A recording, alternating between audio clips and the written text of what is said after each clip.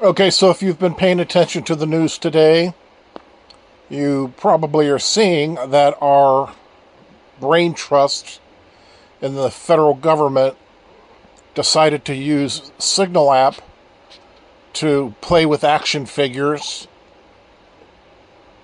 which essentially was disseminating classified information regarding the United States attacks on Houthi rebels. They disseminated it in their Signal app to an Atlantic reporter. As you'll see in the blog post at crazyoldgringo.mx, that's crazyoldgringo.mx, there's a link to the article as well as a YouTube video discussing some of the problems that this is going to create for not only the United States but for the world, because the United States can't be trusted with sensitive information. With that said, let's get on to the podcast. I hope you enjoy.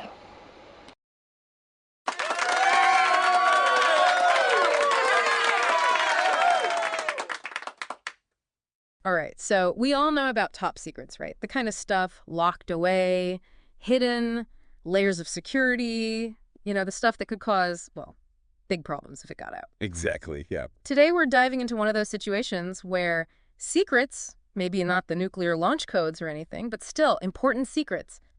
Well, they kind of just popped up in a very unexpected place. Yeah, and that unexpected place is really what makes this this whole thing so fascinating. Yeah. We're looking at sensitive U.S. military information, specifically details about some planned strikes in Yemen targeting those Iran-backed Houthi rebels.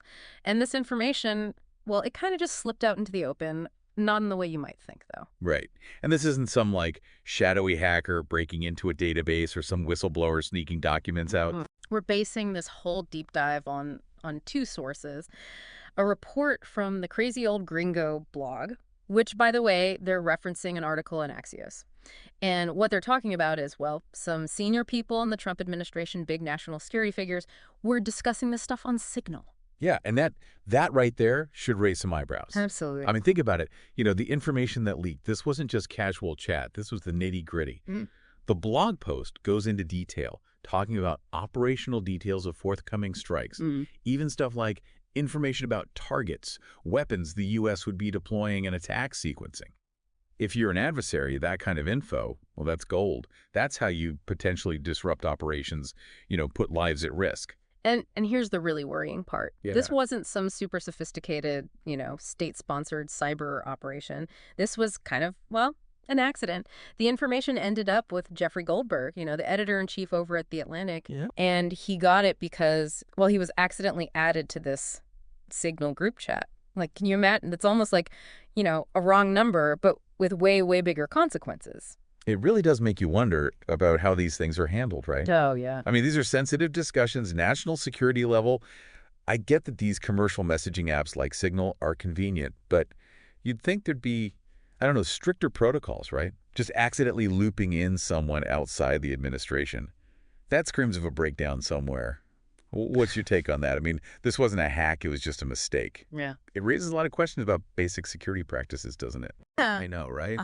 It's also unbelievable. So for everyone listening, what got leaked were details about these planned strikes in Yemen.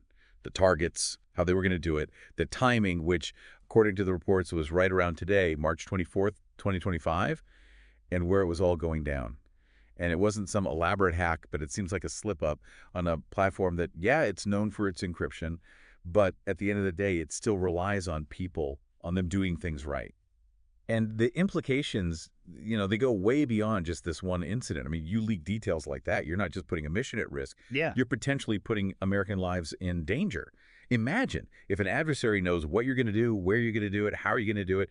Well, they can plan for it. They can neutralize any advantage you might have had. It's a huge reminder, isn't it? Oh, yeah. We rely so much on these digital tools, We just assume they're secure. But this shows that the human factor, it's always there. You can have the best tech in the world, but if someone makes a mistake, well, it's like having a high-tech lock on your door and leaving the key under the welcome mat. Couldn't have said it better myself. And it's not just some abstract worry either. I The Crazy Old Gringo blog, they make a really good point. They highlight how a whole bunch of state-sponsored groups like Israel's Unit 8200, North Korea's Bureau 121, or Lazarus or Kimsuki, whatever you want to call them, and Iran's IRGC, CEC, their whole game is intelligence gathering. I mean, their objective, as the blog says, is to spy on the U.S. Right. And the blog, they really go for it. They suggest that these groups, with their constant efforts to, get into systems, well, there's no reason to expect they haven't breached naively thought secure platforms like Periscope, WhatsApp, and other so-called encrypted communication platforms. And now we have this U.S. government slip-up adding another potential way in. So beyond the embarrassment, what does this accidental leak tell us about how effective these state-sponsored groups might be when they're really trying? I mean, is our own security culture as much of a threat as these outside actors? I mean, that's the million-dollar question, isn't it? Yeah. This whole thing, it shows how digital security has so many layers. This specific leak, it was a mistake, sure, but it shines a light on the bigger picture. These state-sponsored groups, they're good at what they do. They're persistent. They're always looking for a crack, any weakness, any opening. And when sensitive information ends up on a commercial platform, even if it's an accident, that's a potential opening. It's not just about attacks from the outside sometimes. It's our own actions, our own mistakes that create the biggest risks. Right. Now, this accidental inclusion, it puts Jeffrey Goldberg and The Atlantic in a pretty unique position. Yeah.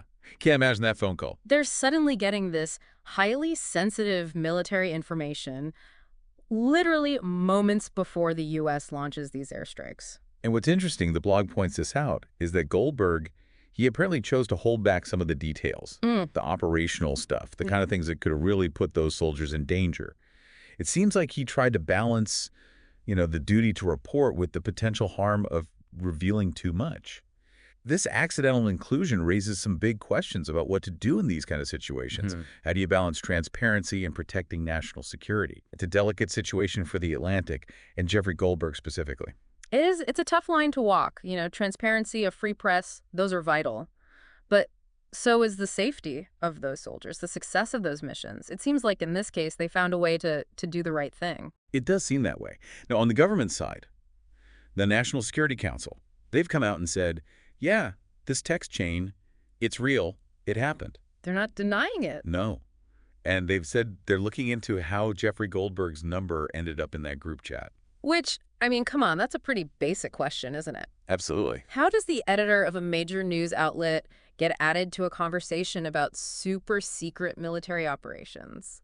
It really highlights how strange things can happen when this kind of information, well, it gets out of its secure channels. Yeah, it points to a serious lapse in protocol.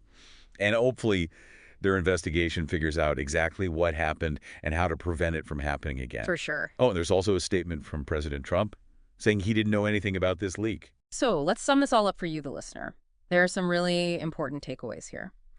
We've seen a case where sensitive U.S. military information, the whole plan for these strikes, was leaked not because of some fancy cyber attack, but because of a mistake, an apparent error in a group chat on a regular messaging app. This raises some serious questions about whether those kinds of platforms should even be used for these types of conversations. Right. And it shows the very real, very serious consequences that can have on real-world military operations and, of course, the safety of the people involved. It's a stark reminder that even with the most advanced tech, human error can always mess things up. It's like accidentally leaving your front door unlocked, even if you have a top-of-the-line security system. And if we think about why this matters to you, why you should care, this whole incident is like a case study, It shows how complex information security is in our digital world, especially when it comes to government. It highlights that tension between needing secure communication and the convenience of just using whatever's easy. The key thing to remember is that even with strong encryption, human error can completely bypass those safeguards. So we've taken a deep dive here. We've looked at this security breach, how it happened, what it means, the reactions, and the whole landscape of, intelligence threats out there in the digital world. And that brings us to a final thought, something for you to consider. If it's so easy to share sensitive information in our digital age, what are the biggest challenges we face in keeping things secure? And how does this affect trust in our communication channels, both in government and in our daily lives? Lots to think about there. We encourage you to keep digging into this this world of information security and government operations.